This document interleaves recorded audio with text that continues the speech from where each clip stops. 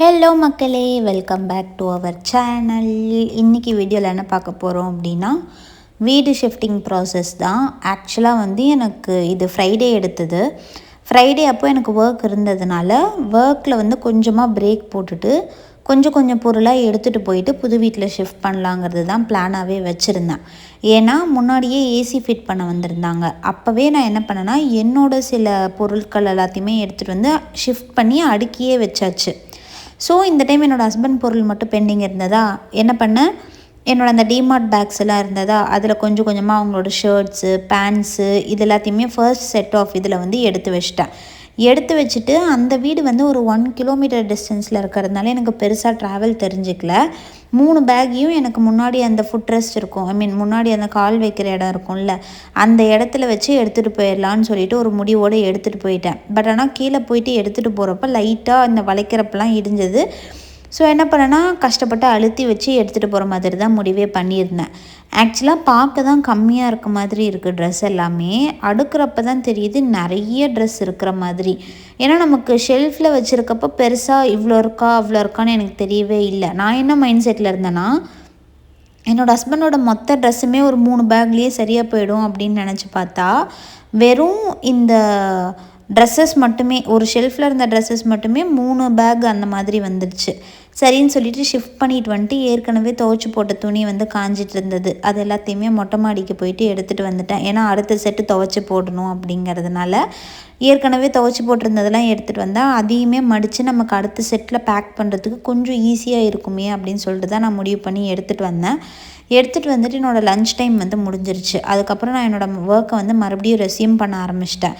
ஆக்சுவலாக இந்த ஒர்க் டேயில் இந்த ஷிஃப்ட் பண்ணுறதுங்கிறது ரொம்ப டார்ச்சராக தான் இருந்தது. அதுக்கப்புறம் கொஞ்சம் நேரம் ரெஸ்ட் எடுத்துகிட்டு பசி வந்துருச்சு ரொம்ப அலைஞ்சதுனால.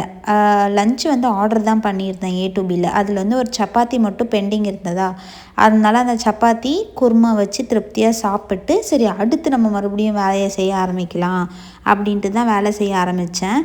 இந்த டைம் டிஷர்ட்ஸு, ட்ரௌசர்ஸு, இன்னர்ஸ் இது எல்லாத்தையுமே எடுத்து வச்சிடலான்ற பிளானில் தான் இருந்தது. எகெயின் ஏதாவது நினச்சே பார்க்கவே இல்லை, இவ்வளோ ட்ரெஸ்ஸு என் வீட்டுக்காரர்கிட்ட இருக்கா அப்படின்னு என்னால் நினச்சே பார்க்க முடியல. பட் ஆனால் அவ்வளோ இருந்தது. ஒன்று மட்டும் நான் முடிவு பண்ணி வச்சுருந்தேன். வாட் எவர் இட் இஸ், இங்கேருந்து எடுத்துகிட்டு போகிறப்ப கரப்பாம்பூச்சி இல்லாமல் நம்ம அந்த வீட்டுக்கு கொண்டு போய் சேர்க்கணும்னு நான் நினச்சிருந்தேன். பட் ஆனால் ஏற்கனவே என்னோடய தம்பியோட திங்ஸை கொண்டு நான் இங்கே வச்சேன். அதிலே ஆல்ரெடி கரப்பாம்பூச்சி ஃபுல்லாக இருந்திருக்கும் போல், நான் நோட்டீஸே பண்ணல. அது இப்போ புது வீட்டில் ஃபுல்லாக ஸ்ப்ரெட் ஆகிடுச்சு. ஆனால் கிச்சன் பொருள் மட்டும் கொஞ்சம் நீட்டாக இருக்கணுங்கிறதுனால பார்த்து எடுத்து தொடச்சி உள்ளே வச்சிட்டே இருந்தேன். ஒரு ஷெல்ஃபோட இருக்கிற பொருளை மட்டும் எடுத்துகிட்டு போயிட்டு ஃபஸ்ட்டு நான் ஷிஃப்டே பண்ணிட்டேன். அதுக்கப்புறம் கிச்சன் இப்படி தான் கந்தரகோலமான நிலமையில் இருந்தது. இந்த பிளாஸ்டிக் பாக்ஸ்லலாம் எண்ணெய் பிசுப்பு இருந்ததுனால அது எல்லாத்தையுமே ஸ்ப்ரே பண்ணி விம் போட்டு நீட்டாக கழுவி வச்சாச்சு. ஒரு வழியாக கிச்சன் ஃபுல்லாக எடுத்து காலையில், அதாவது ஷிஃப்ட் பண்ணுற அன்றைக்கி ஈவினிங் தான் ஷிஃப்ட் பண்ணுறதா இருந்தது. நான் காலையிலே எடுத்துகிட்டு போய் என்ன பண்ணிட்டேன்னா, நானும் என்னோடய ஹஸ்பண்டும் போயிட்டு கம்ப்ளீட்டாக ஷிஃப்ட் பண்ணிட்டு வந்துட்டோம். அப்போ என்ன ஆச்சுன்னா, எனக்கு வெறும் இந்த பெரிய பொருட்கள் மட்டும்தான் ஆர்கனைஸ் பண்ணுற மாதிரி இருந்தது. அதுக்கப்புறம் சின்ன மைன்யூட்டான பொருட்கள் எல்லாம் ஆர்கனைஸ் பண்ணுற மாதிரி இருந்தது. நான் போர்ட்டரில் தான் பேக்கர்ஸ் அண்ட் மூவர்ஸை புக் பண்ணியிருந்தேன். லிமிட்டட் பொருளுங்கிறதுனாலே எனக்கு ஆன்லைனில் என்ன காட்டுச்சுன்னா 3000 சம்திங் எனக்கு காட்டுச்சு. பட் ஆனால் நான் என்ன பண்ணிட்டேன், இன்ஸ்டால் எல்லாமே ஆட் பண்ணாததுனால அது எதுவுமே எனக்கு அடிஷ்னலாக ஆகவே இல்லை. அவங்க அங்கேருந்து வந்துட்டு சொன்னாங்க, இப்போ இதெல்லாம் கலட்டணுன்னா நீங்கள் அன்இன்ஸ்டாலேஷனை ஆட் பண்ணணும், இன்ஸ்டால் பண்ணுறதுக்கு தனியாக தான் நீங்கள் ஆட் பண்ணியிருக்கணும் அப்படின்னு சொல்லிட்டு சொன்னாங்க. இன்ஸ்டால் பண்ணுறதுக்கு தனிங்கிறது எனக்கான ஒரு மைண்ட் செட் இருந்தது. பட் ஆனால் அன்இன்ஸ்டால் ஓகே இவங்களே கலட்டுவாங்களோ அப்படிங்கிற மாதிரி இருந்தது. பட் ஃபைனுன்னு சொல்லிவிட்டு அதையுமே ஆட் பண்ணியாச்சு. நல்ல வழியாக என் ஃப்ரிட்ஜுக்கு ஒரு விடுவு காலம் பிறந்திருக்கு இப்போ தான். யூஸ்வலாகவே நீட்டாக தான் வச்சுப்பேன். பட் ஆனால் கம்ப்ளீட்டாக வைப் பண்ணி எடுக்கிறதுங்கிறது ஒரு 3 மந்த்ஸே ஆகிடுச்சு நான் பண்ணி. சரி புது வீட்டுக்கு போகிறோம், நல்லா க்ளீன் பண்ணி எடுத்துகிட்டு போயிடலான்ட்டு ஆல்ரெடி வெஜிடபிள்ஸ் எல்லாம் இருந்தது. நான் ட்ரை பண்ணேன் முன்னாடியே குக் பண்ணி முடிச்சு விட்டுருலான்ட்டு. பட் ஆனாலுமே நிறைய வெஜிடபிள்ஸ் இருந்ததுனால அது எல்லாத்தையுமே எடுத்துகிட்டு போயிட்டு அங்கே யூஸ் பண்ணிக்கலாம், ஃப்ரிட்ஜை கம்ப்ளீட்டாக க்ளீன் பண்ணிடுவோம் தான் க்ளீன் பண்ணது. நானும் பேக் பண்ணுறேன், க்ளீன் பண்ணுறேன், குப்பை ஒரு பக்கம் சேர்ந்துக்கிட்டே இருக்குது. இந்த அட்டைப்பெட்டியில் இருக்கிறது ஃபுல்லாகவே குப்பை தான், தேவையே இல்லாத பொருள் தான். ஓரளவுக்கு என்னால் முடிஞ்ச அளவுக்கு நீட் பண்ணி பேக் பண்ணுற மாதிரி தான் நான் பார்த்துக்கிட்டேன். என்னோடய ஹஸ்பண்டுக்கு ஒரு கட்டத்தில் டயர்டே ஆகிடுச்சு.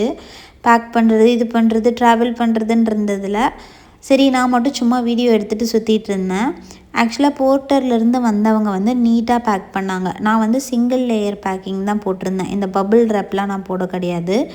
அதையுமே ஆனால் அவங்க இந்த ஃப்ரிட்ஜு, வாஷிங் மிஷினுக்கெலாம் அவங்களுக்கு தனியாக ஒரு கிளாத் இருந்தது. அதை வச்சு தான் அவங்க பேக் பண்ணிகிட்டு இருந்தாங்க. சரி நாம் புது வீட்டுக்கு போகிற வீடு தான் ரொம்ப கன்றாவியாக கொடுத்துருந்தாங்க. பட் ஆனால் நம்ம வந்து இந்த வீட்டை நீட்டாக விட்டுட்டு போகணும் அப்படிங்கிறதுல நான் ரொம்பவே கான்ஷியஸாக இருந்தேன்.